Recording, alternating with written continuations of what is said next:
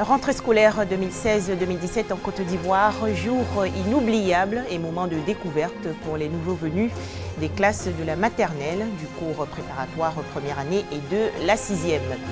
Toujours en Côte d'Ivoire, reprise timide des cours dans certaines localités. Le constat ment dans la région du Tonpi. Enfin au Brésil, Eduardo Cunha destitué, l'ex-président du Congrès des députés, a nié l'existence de comptes bancaires lui appartenant à l'étranger.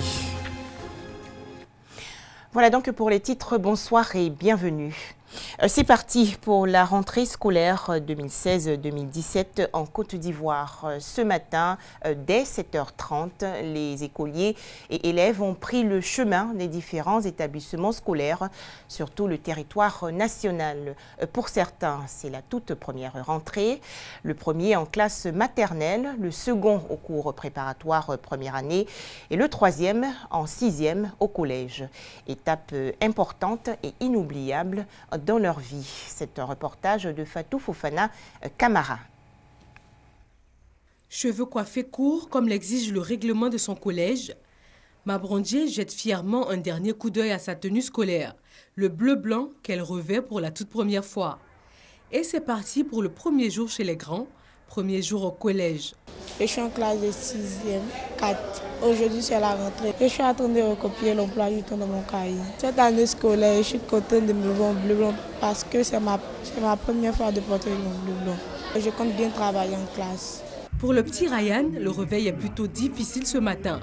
Mais finalement, il ne fait pas de difficulté à se préparer pour l'école. Une fois arrivé, c'est le premier contact avec l'environnement, les maîtresses et les petits camarades. Mais quand vient l'heure de la séparation, c'est souvent des crises de larmes. Les parents sont tout émus de laisser pour la première fois leur bout de chou à l'école. C'est un moment de satisfaction, c'est vraiment difficile parce qu'on se dit pour un bébé de le laisser tout seul dans un environnement qu'il ne maîtrise pas, mais c'est un début et on se dit que c'est là que commence la vie.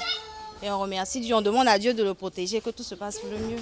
Quant à Elena, elle n'est pas à sa première rentrée des classes. Mais cette année, c'est l'entrée au CP1. Ardoise et livres de lecture font leur apparition. On est au CP1, on a les cahiers, on a les livres. Ça va au CP1. Au CP1, l'objectif de la classe, c'est d'apprendre les enfants à lire, à écrire.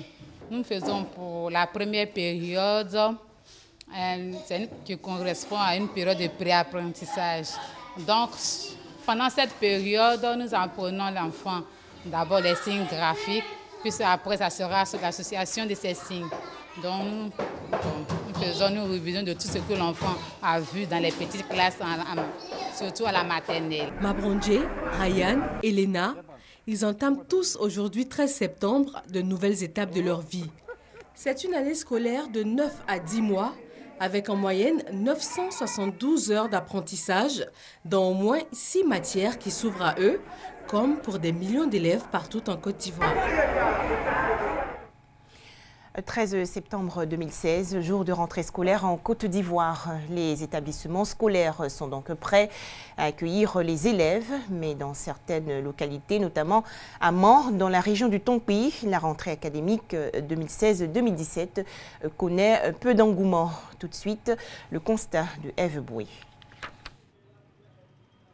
Groupe scolaire Peraldi situé au quartier CA de Mans ce mardi 13 septembre 2016, jour de la rentrée des classes. Il est 8h20 et à notre arrivée, nous croisons 2 élèves accompagnés d'un adulte sorti de l'établissement. Il n'y a personne en classe. Bon, l'école est encore vide. Bon, c'est le directeur qu'on a croisé ce matin, plus nous, on était 4. Effectivement, la cour de l'école est vide, les salles de classe sont hermétiquement fermées. Seule l'administration est en mouvement. Situation similaire au groupe scolaire Petit Bapleu et Djoulabougou. Il est 9h. L'administration est en place, mais les enseignants se tournent les pouces. À 9h30, nous nous rendons chez les plus grands. Première escale, le lycée moderne de Mans. Ici, les salles de classe attendent aussi les 7000 élèves de cet établissement. Certains présents sont dans les rangs pour leur inscription. Le proviseur, quant à lui, tout en exhortant les élèves à reprendre effectivement les cours, évoque quelques difficultés récurrentes. Un déficit en personnel enseignant et en table-banc. Autour d'une vingtaine de profs qu'il nous faut encore. Au niveau des table-bancs, on a un déficit de table-banc alentours de 500 tables. Au collège Blond, dernier établissement secondaire visité, il est 9h55. Les salles de classe sont toujours vides, un seul enseignant dans la salle des professeurs. L'administration, quant à elle, est toujours en mouvement. On peut le dire, pour ce premier jour de la rentrée scolaire 2016-2017, les élèves traînent encore les pas dans la capitale de la région du Tonkpi. Et pour cette année académique 2016-2017, certains élèves et parents d'élèves font face à un problème assez stressant. Il s'agit de certaines perturbations dans les procédures d'orientation et d'affectation. Cette situation fait que de nombreux élèves n'ont pas encore repris le chemin de l'école. Après la fête de la Tabaski, c'est la rentrée des classes. Pour cette session 2016, les cours ont effectivement repris sur toute l'étendue du territoire national. Au lycée classique d'Abidjan, dans quelques salles de classe, ce sont les prises de contact entre professeurs et élèves. Bon, pour un premier jour de rentrée, je crois que tout se passe vraiment bien. Les enseignants sont à leur poste, les élèves aussi ont répondu massivement. Et tout se passe bien, les cours ont véritablement commencé. Voilà, ici au lycée classique d'Abidjan. On a commencé par prise de contact des professeurs avec le professeur de mathématiques, puis d'autres professeurs encore, puis on a commencé à faire de petits exercices pour commencer l'année. Du côté de l'inscription, le décor est tout autre. Des élèves ne sont pas encore inscrits. Parents et élèves attendent toujours de recevoir leur billet d'entrée en classe. Les cours ont déjà commencé réellement aujourd'hui. Mais bon, j'avais un problème d'extrait de naissance que j'ai pu régler le vendredi. Donc c'est pour ça que je suis venue. Comme hier était la fête, j'ai attendu pour pouvoir venir aujourd'hui faire l'inscription en même temps. On est venu faire l'inscription. Maintenant, quand on est venu, on dit qu'on doit venir chez le proviseur. Donc le proviseur est en train de donner un mot. Maintenant qu'il a donné le mot, maman est partie au service informatique là-bas pour aller voir la permutation. Donc c'est pourquoi il n'a pas encore commencé les cours. Au niveau du lycée classique d'Abidjan, nous avons au moins 101 réaffectés.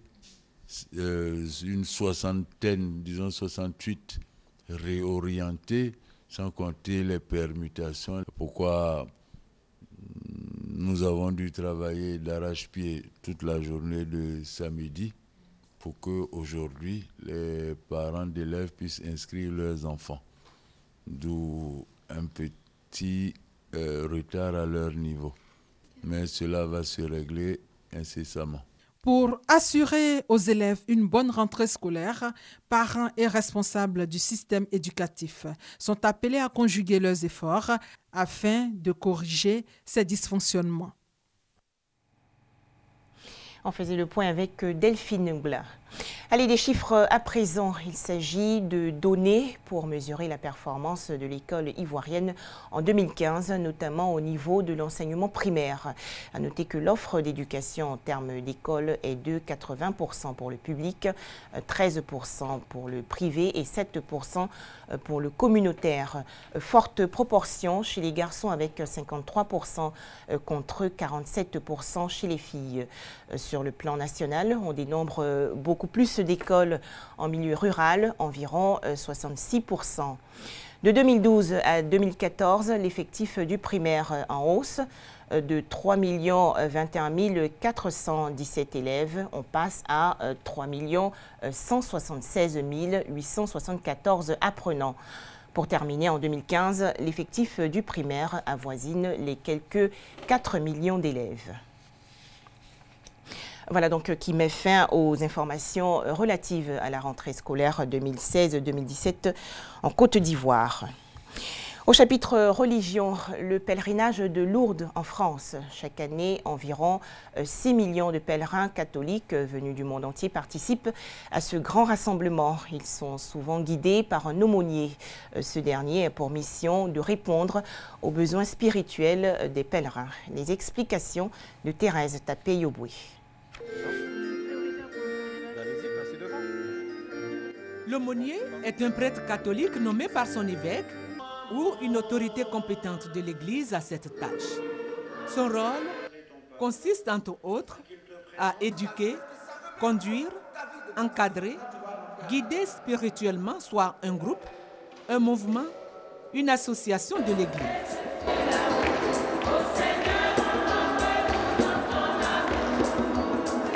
L'aumônier est celui qui veille à ce que toutes les personnes qui lui sont confiées travaillent dans le sens de l'Église. L'Église, amour, bonté, charité, joie, paix.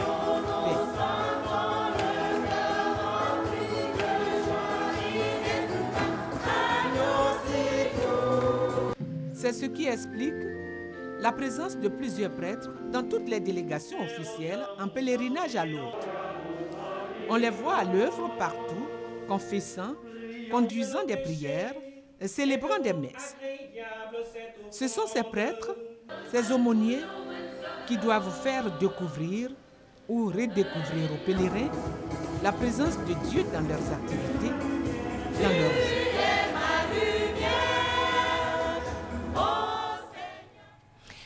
Des nouvelles sportives à présent. La Côte d'Ivoire va abriter la deuxième Coupe d'Afrique des Nations de Kwan-Kido. C'est un art martial sino-vietnamien créé en 1981 en France. Cet événement va donc se tenir du 16 au 19 septembre prochain au forum du campus de Cocody. Mais avant, un point de presse de la Fédération ivoirienne de Kwan-Kido pour expliquer le calendrier de toutes les rencontres. On en parle avec Aude Alégbé du service sport.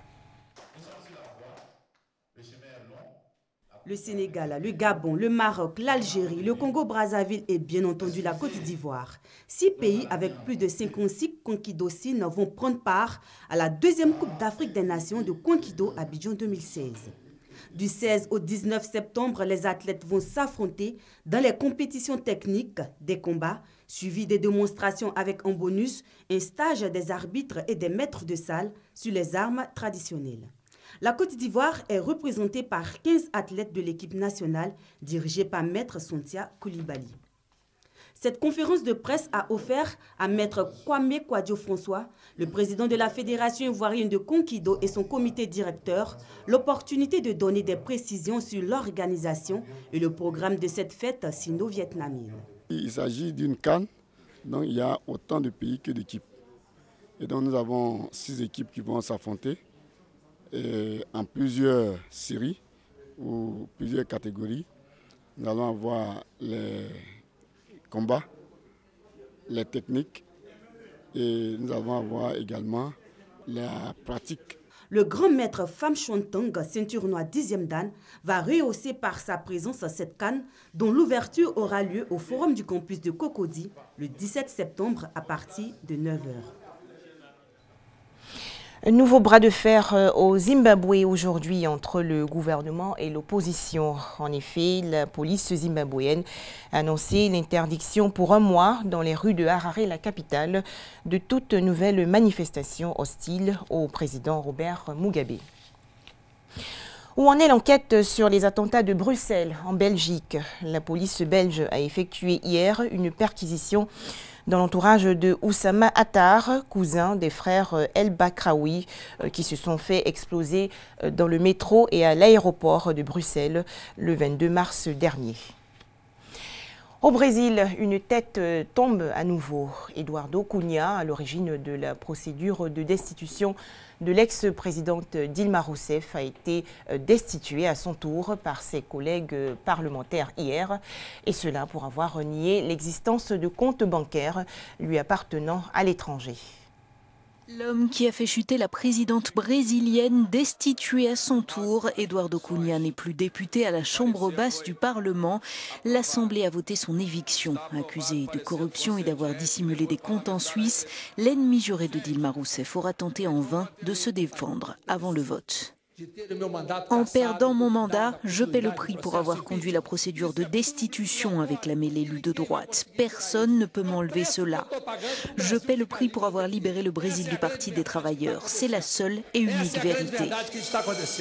À gauche, ses opposants s'étaient montrés tout aussi virulents. Eduardo Cunha est corrompu et doit être évincé pour que la justice prime sur l'impunité. En mémoire du 17 avril, date du premier vote sur la destitution de Dilma Rousseff, de ce spectacle déplorable, je veux crier Cunha dehors. Cunha dehors, corrompu. Fora Cunha! Fora Cunha! Fora Cunha! Eduardo Cunha est impliqué dans le scandale de corruption autour de la compagnie pétrolière Petrobras, dont il aurait reçu 5 millions de dollars de pots de vin. Dilma Rousseff a quant à elle été destituée fin août, accusée d'avoir maquillé les comptes publics qu'elle avait dénoncé, un coup d'État parlementaire. Voilà, merci de nous avoir suivis et à demain à 19h30.